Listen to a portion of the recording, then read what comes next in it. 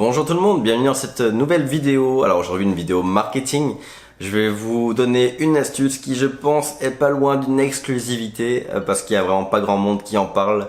Il y a vraiment très peu en fait de gens qui partagent cette astuce de marketing numérique sur YouTube. Donc aujourd'hui je vais vous donner une idée. Vous allez voir selon vos besoins de publicité en ligne ça peut vous servir. Vous verrez, je vais vous expliquer à quelles audiences c'est destiné, etc.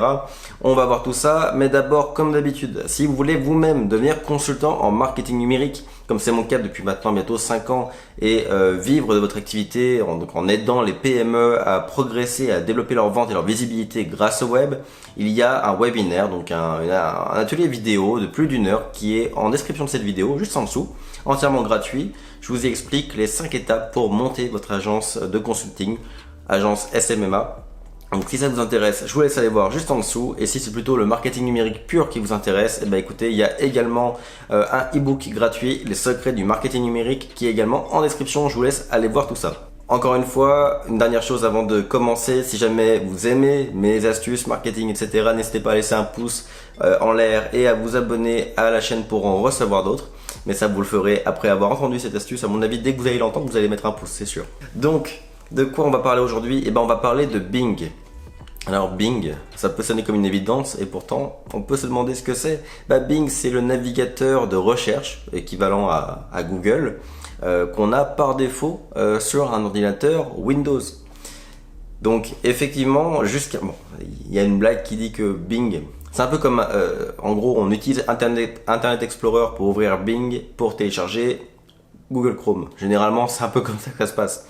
On a Internet Explorer sur un Windows quand on l'achète, dessus il y a Bing, donc c'est le moteur de recherche par défaut qu'on va avoir dans un Windows. Généralement, on va très vite aller chercher Google Chrome et mettre Google en navigateur par défaut.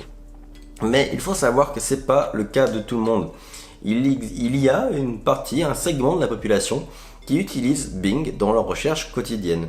Et ça c'est super intéressant parce que Bing, tout comme Google, on peut l'utiliser pour faire de la publicité. Donc on va voir tout ça ensemble. Alors d'abord il faut comprendre que Bing ça appartient à Microsoft. Windows appartient à Microsoft, donc c'est pour ça que Bing est poussé par Microsoft. On s'entend bien que c'est vraiment parce que ça leur appartient. Il est clair et net que Bing représente une minime fraction des recherches qui sont faites sur le web. Évidemment c'est Google le gros leader. Mais Bing a quand même une petite place.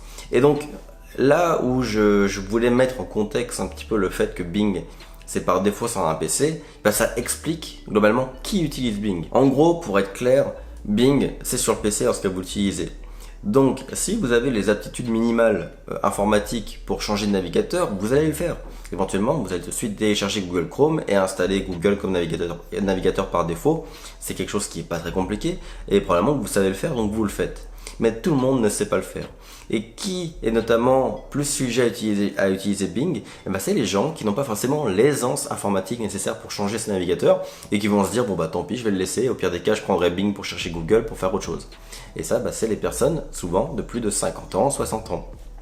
On va dire que les personnes de plus de 50 ans et puis les personnes âgées, toute la segment de population senior va souvent utiliser Bing tout simplement parce qu'ils ne changent pas leur navigateur. Alors attention, je dis ça mais évidemment je parle d'un petit segment. Moi, mes parents ont 60 ans et ils sont à fond iPhone 11, tout ce que vous voulez, vous voyez, et jamais de leur vie ils utiliseraient Bing.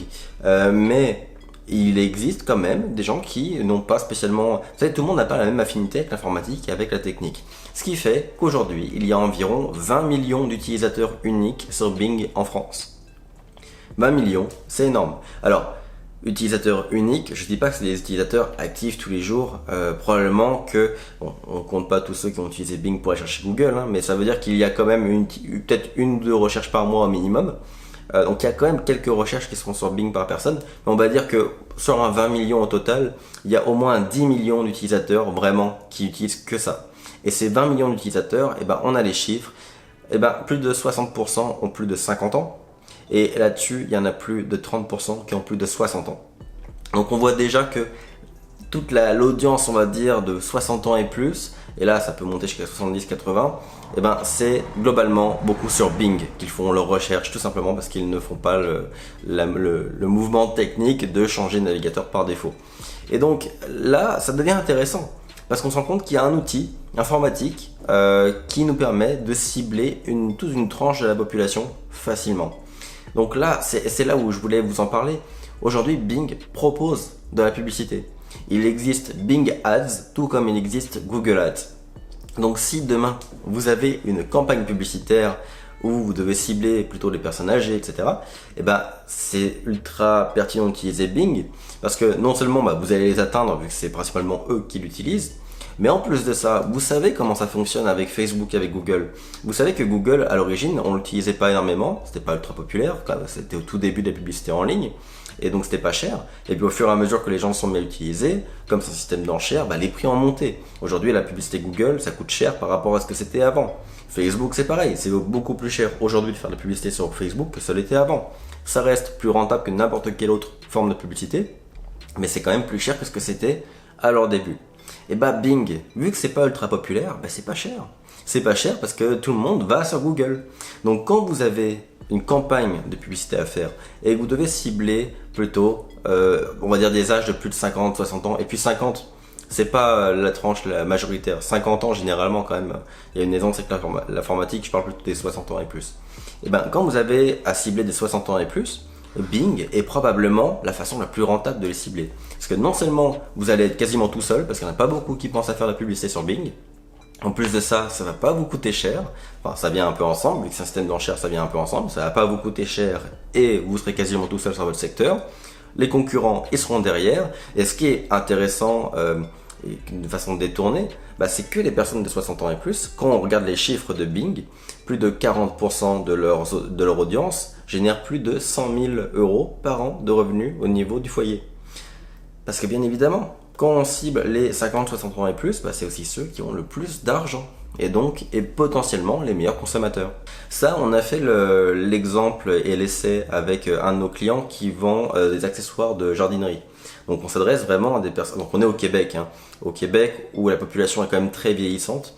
Vraiment le Québec, c'est une région où une grande partie de la population a plus de 50-60 ans.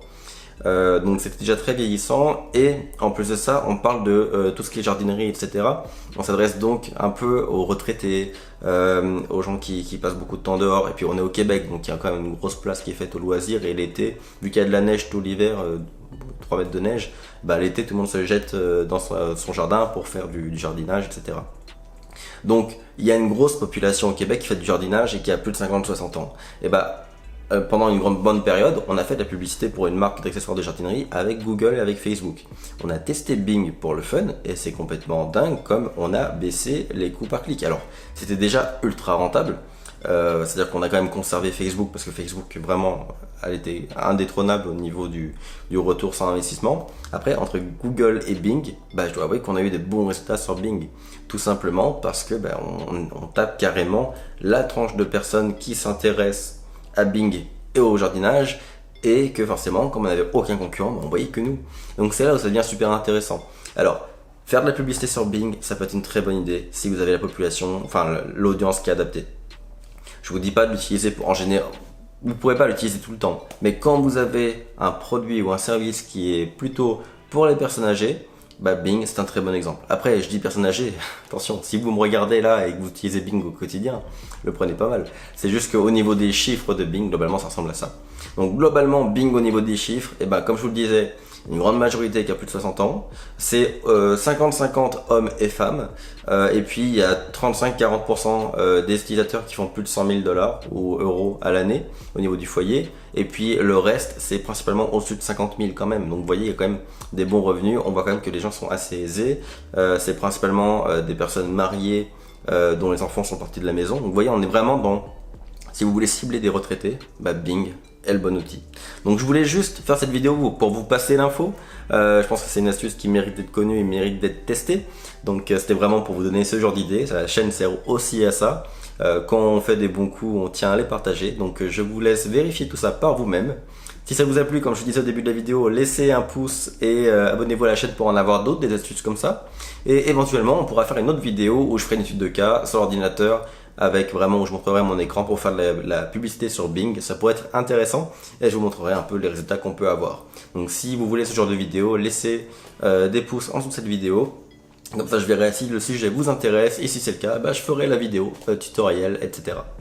Donc je vous dis à très bientôt et comme d'habitude si vous voulez devenir consultant, allez voir ci-dessous, le webinaire vous attend et c'est gratuit. À bientôt.